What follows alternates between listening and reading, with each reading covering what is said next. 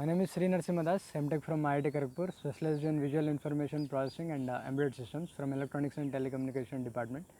So I'll continue the discussion of evolution versus creation.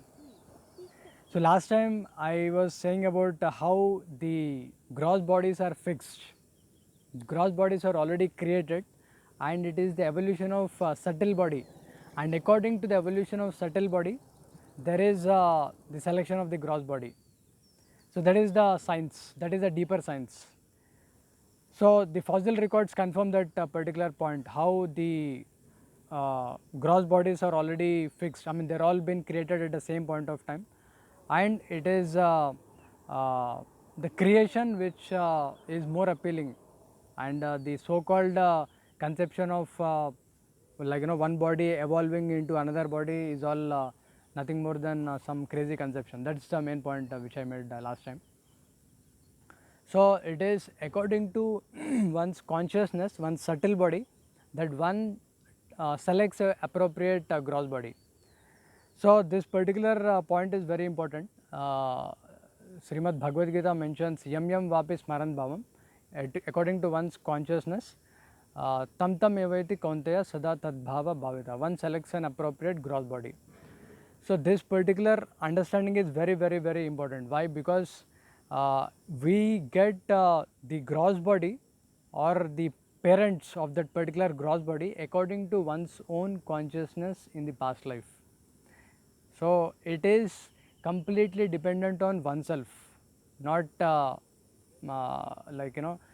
the point why this point is very important is one cannot get into a blame game, or one cannot become proud in both these cases. Many people, they sometimes become very proud, or they criticize their parents. So this particular violence has to be given up. And one more very important point I was saying last time is the sages. There are rishis who created these gross bodies, and it is not that our origin is some apes or some monkeys. There are great rishis who are empowered by Lord Brahma. Brahma created all these sages and rishis like Atri Muni, Kaundinya Muni, who are, from them, all these different gross bodies are already been created. And Brahma, he is the origin of all these great rishis and sages. And ultimately Lord Brahma was created by Lord Vishnu. So this is the most important point we need to understand. So the ultimate origin of the whole creation is Lord Vishnu. So this particular conception of atheism, of evolution, I mean the conception of evolution which doesn't accept the point of creation, is actually been implemented by Hitler also. Hitler, he thought that survival of the fittest, that particular concept he has taken, and he was thinking Germans are the one who are supposed to rule the whole world, and he started massacring everybody else as useless eaters and things like that. So eliminating atheism will avoid or eliminate the violence locally and globally, whether in one's behavior with one's own near and dear ones, parents, or one's disposition towards the outside world. I'll give you one very powerful example. If you see the lethal politics, Soviet genocide and mass murder since 1917 by R.J. Rummel, NJ Transaction Publishers, 1990. According to it, in all the foreign and domestic wars like religious wars or whatever, in the entire century, the count is 3.57 crores.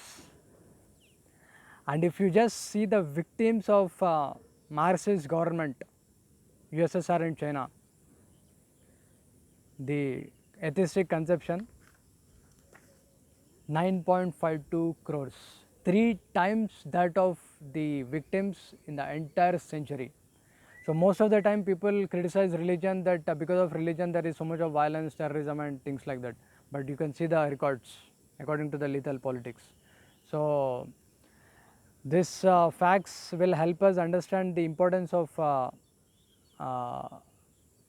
coming to sanity coming to the right conception, coming to the God consciousness.